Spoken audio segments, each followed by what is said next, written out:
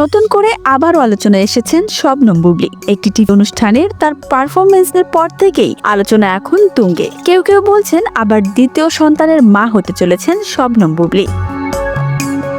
তবে ব্যাপারটি কতটুকু সত্য তা নিয়ে এখনো সন্দেহ রয়েছে, যা নিয়ে মুখ খুলেননি শবনম বুবলী কিংবা শাকিব খানও। তবে পারফরমেন্সটিতে বুবলীর নাচ দেখলেই বোঝা যাচ্ছে অবশ্যই সে একটু ভারী ভারী অনুভব করছে এবং বোঝা যাচ্ছে তার বেবি বাম্পও খুব শীঘ্রই উকি মারতে যাচ্ছে।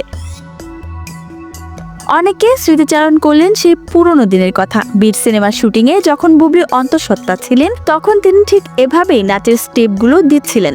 যদিও তখন খুব বেশি আলোচনা হলেও বিষয়টি স্বীকার করেননি বুবলী। পরবর্তীতে দেখা যায় তার ছেলে শেহজাদ খান বীরের জন্ম হয়। অনেকেই আশঙ্কা করছেন তবে হয়তো আবার দ্বিতীয়বারের মতো মা হতে চলেছেন শবনম বুবলী, কিন্তু সেটি এখনো পর্যন্ত প্রকাশ করছেন না তিনি।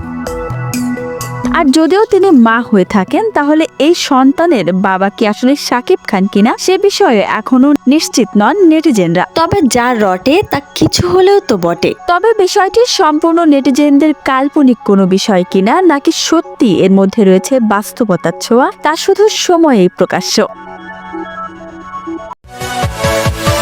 Yeah.